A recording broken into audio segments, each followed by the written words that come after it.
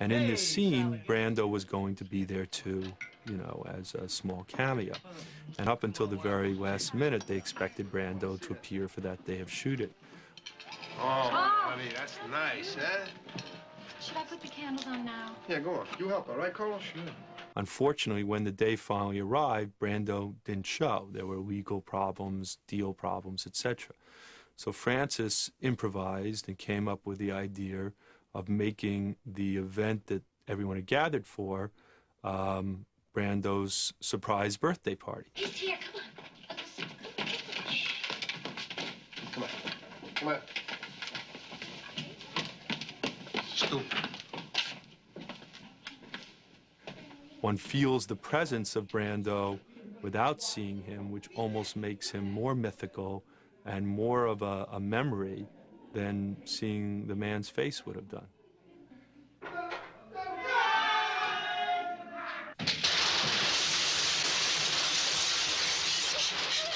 The second one was a continuation, and in a way, it was a kind of a descent, in a way, into trying to hold on to everything and losing it.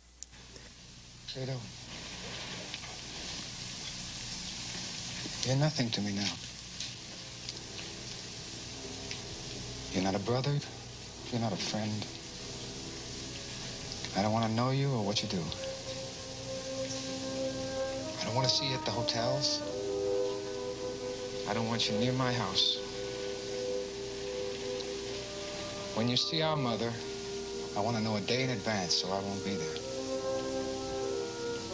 You understand?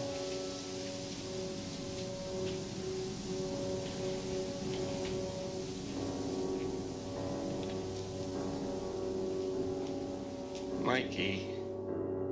Generally, making the Godfather, the first Godfather, was just like nonstop anxiety and, you know, wondering when I was going to get fired. And we had 2 kids, and I was pregnant with a third, and it was like kind of a horrifying time because it seemed like at any moment the whole thing would collapse. And I remember once being in the men's room, and you know, some crew members came in and they were talking, you know, like, you know, what a piece of junk, and that guy doesn't know what he's doing. No one knew when you were going to be fired on that first movie.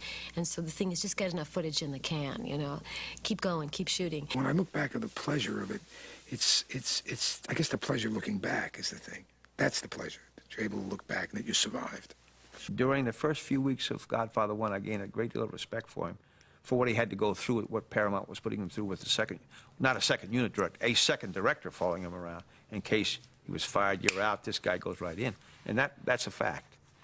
When I hear people talk about how they've liked some of those films years later, or that they were wonderful films, all I can think of is, you know, well, I wish I had heard it then, because I could have sure used the encouragement. And when I think of the Godfathers, I think of Michael in that hat, walking along that gravel. That was a real turning point. Remember when Carlo is being garroted in the car, and he does, and then afterward he walks, and he walks with the 3 guys. That's the image for me.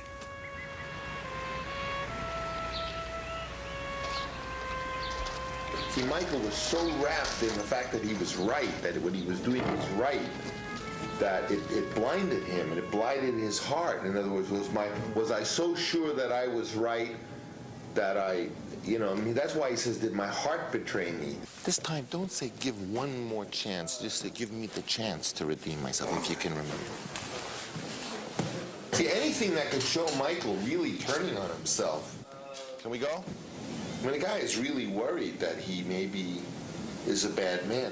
Finally, he's torn between good and evil. I mean, he is literally torn apart. Maybe he's talking about one thing and then he... I think when Francis and Mario get together and start talking about this subject, anywhere near it and around it, it's still in them, and there's something that stimulates them about it. And, you know, Francis is a good example of that saying, man's reach should exceed his grasp, or what's a heaven for?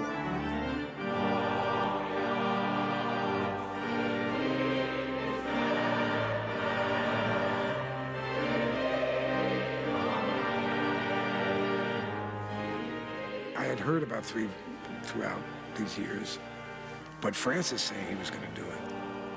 But Francis is funny that way, you know. He'll give you little hints about things, and he'll give you a little hint, and he throws it out. He says, you know, I don't know, maybe I'm going to do this, but they want me to do this, you know. And then you say, uh-oh, he's, you know, he's planning something. That's a couple of years before it happens, too. Well, one of the things he does that's so brilliant, 2 months before we started this film, he brought the cast to Napa Valley, to his home. I'm interrupting you. Like, we would like to rewrite this scene. And to his little studio on the outskirts of San Francisco. And we sat around, we read the script, we talked, and he's brilliant at it, brilliant.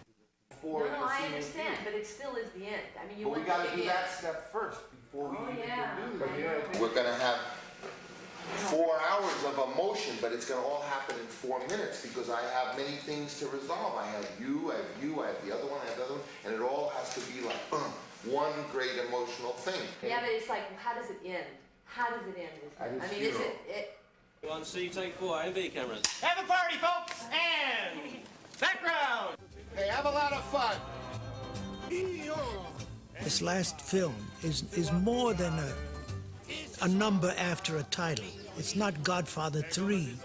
It's the continuing saga of this Corleone family, of this march through life that Francis is investigating. You know, Michael, now that you're so respectable, I think you're more dangerous than you ever were. In fact, I preferred you when you were just a common mafia hood. Okay. Now can we talk common sense here?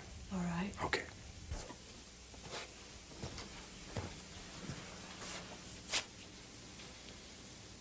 Tony knows that you killed Fredo.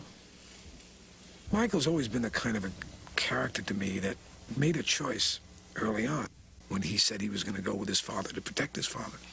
And from that point on has, in a way, paid for it. I spent my life protecting my family. Let's be reasonable, okay? That's your big thing, isn't it, Michael? Reason backed up by murder. Oh, God. Don't you hate me? You hate me? No, I don't hate you. I dread you. I did what I could, Kay, to protect all of you from the horrors of this world. But you became my horror. I've always felt Michael had a kind of a disdain for gangsterism.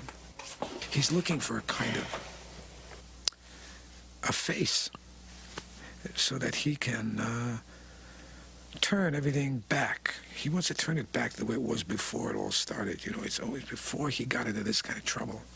I mean, he bit, you know what I mean? He bit, and it's a lifetime. It's really, can you go back again? Just when I thought I was out, they pulled me back in. There's a lot of fear in Michael. I think somewhere he understands now by 3. Our true enemy has not yet shown his face. 3 now is about how to sort of cope with all that's happened and pave the way for the 3rd generation. Michael, this is Vincent Mancini, Sonny's boy. How you doing, Mr. Corleone? How you doing? I'm doing good. How you doing? Good party. Oh, you like it? Yeah, I had to sneak in. Well, you're dressed for it. I don't think Francis knew who I was. He said, you know, he says that he says Paramount was suggesting some kid, you know, the Paramount suggestion, you know. Mark. Who do they want now, you know, for the part? Because apparently he had some wild suggestions from before, you know, and who was going to play Michael Corleone, so. Remember Vincent Who was this guy? Mancini? Is he Spanish? Who do they? Yeah. But they all work out at the end. Early on in Napa, we were just going through readings. Francis had kind of conceived Vincent as a combination of all the brothers and the grandfather. He had kind of the, you know, the temper of Sonny and And then they would fear you. The smarts of Vito. Kind of the calculations of Michael. And the warmth of Fredo. What's the trouble between you and Mr. Joseph? Just trouble. I'll take care of it. It's foolish of you. Foolish of me? He's a little foolish of this guy, don't you think? Right? Vincent. Right! Temper like his father. When I finally did Godfather 2, I tried to end it, and then I felt, well, it's over, basta, and went on my way, and then I kept hearing, oh, they want to make another Godfather. I said, well, that's fine to want to make it, but, you know, about what? I pretty much mined the emotional material of that family, and it's not like other kinds of sequels where you just then, like Sherlock Holmes, drum up another adventure. Francis never said no to me, which encouraged me, because I always kind of thought that there is going to be a moment in time when he is going to want to do it. I said the only Godfather film I would do after this is, you know, Abbott and Costello meets the Godfather, you know, and you have the Abbott and Costello and, hey, Abbott, the guy is over, you know. We talked to actors like John Travolta, Sly Stallone. I mean, it took all kinds of permutations. Then, of course, they were all thinking, well, Michael would have a son, and he would go on, and et cetera, et cetera. It became a Las Vegas story, became an Atlantic City story, and the casinos there. But for me, the tragedy of The Godfather, which is the tragedy of America, is about Michael Corleone. By the end of Godfather 2, just like America in that period, Michael had become wrapped in kind of self-righteousness and distrusted everyone, and getting more and more like a you know, paranoid person, like a Nixon. There's no doubt that there's a thug sort of lurking somewhere in Michael, but something that he doesn't really cater to or admit to. And even if he does admit to it at times, it's not something he's comfortable with. Don't ever again give that kind of order. Not while I'm alive. I command this family, right or wrong. It was not what I wanted! I think one of the reasons Francis was ready to do this third film is that he really did have something he wanted to say, something about a man in his middle age, looking back on his life, reflecting on his successes, on his failures, reflecting on his mortality, reflecting on his family and what he would be leaving his family, his heritage. And these are things that are very much on Francis's mind now. In Godfather 3, the difference is that Michael, who is looking for a kind of redemption, his tone is, rather than conspiratorial, it becomes confessional. The thing we're asking for is the very thing that the film is asking for, is to be able to get closer to his feelings. You know, that he's such a insulated guy, Michael Corleone. He's so more disgusted with himself than another guy would be. So then the question is, if he did all these terrible things, maybe his heart gave him up, maybe his heart didn't protect him. He wanted to always do murder, do murder, do murder. Did he jump to the murder solution too soon? Michael Corleone has a conscience, and he's in pain because now he sees that wherever he goes, death follows. And this old man is only dead because he tried to help Michael Corleone. Everyone is dead in his wake.